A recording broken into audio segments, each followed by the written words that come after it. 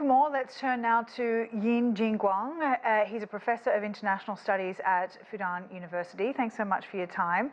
Now, the last time a British foreign minister visited China was when Jeremy Hunt travelled to the country in 2018. Why has it taken so long, and why now? Thank you for having me. It definitely feels really long, 5 years apart. But I think there are a lot of things in the British domestic politics that needs to be taken care of first before they can initiate what they want. The engagement with China, they have to figure out what they want with China. So after changing, I think right now 5 prime ministers and the unsettling relations with the EU and the tension between China and the US and the position of the UK in between are all building up towards this complications with regarding the figuring out what's the relationship between the UK and China should be. So if this visit is an attempt to stabilise China-Britain ties, where would be the best place to start? I think that commerce is definitely something that they could talk about, and also Russia and Ukraine relations and China's role in mediating the conflict could potentially be another way of engaging. And of course, as we all start to pay attention to the emerging areas such as AI, artificial intelligence, the environmental issue, all of these problems could be potential areas for collaboration.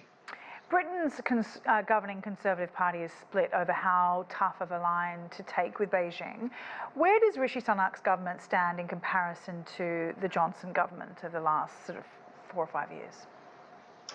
To be honest, I don't really think there is any change between two administrations, and particularly Rishi Sunak is facing an upcoming election, and this, considering the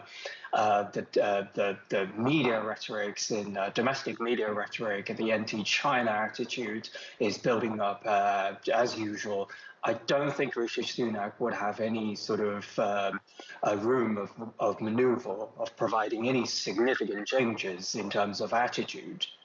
I mean, he seems to be facing a fair bit of pressure to be tougher on China from members of the party, but London also has been looking to build economic ties with faster growing economies since leaving the EU in 2020. How important is China to the UK or to London in terms of building its post-Brexit landscape? Well, one of the rhetoric leading towards the Brexit campaign was that there are plenty of alternatives, and China being one of them, and being one of the most significant one.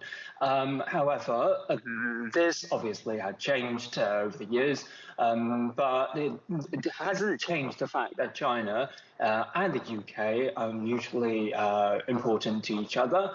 And it is important for the world, not only just for the UK, but for the world to have different alternatives rather than rely on a single source of growth. All right, Yin Zhiguang, thanks so much for your insight. Professor of International Studies at Fudan University. Thank you very much.